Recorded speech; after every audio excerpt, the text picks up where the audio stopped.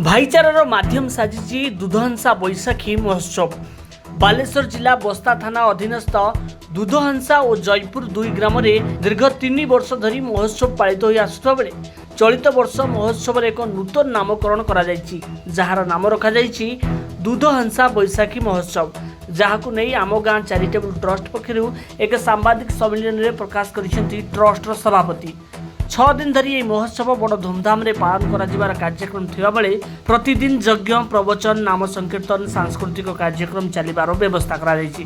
तेबे यह महोत्सव माध्यम रे विभिन्न सांस्कृतिक संगठन करी एक भाईचारा सृष्टि करिवार लक्ष्य रखी प्रतिवर्ष आम गाँ चैरिटेबल ट्रस्ट करि आसुछि, जहाकु नै ट्रस्ट समस्त सदस्य को साधुवाद जणाइछन्ति विभिन्न ग्रामर बुद्धिजीवी माने। सांबादिक सम्मेलन परिवार मेन उद्देश्य होछि एक्चुअली ये दुईटा गाँ जयपुर और दुधंसा दुईटा गाँ हूँ दुधंसा पंचायत अंडर जाऊँगी।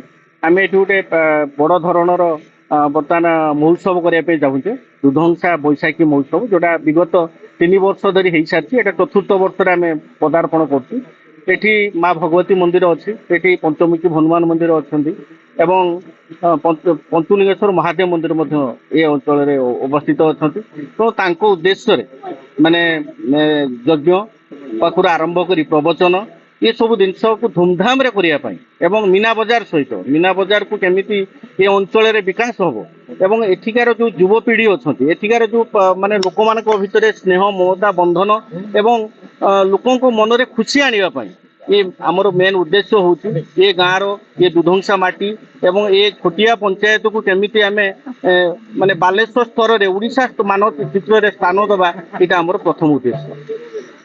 बालेश्वर भरत दास का रिपोर्ट, न्यूज़ एक्स ओडिया।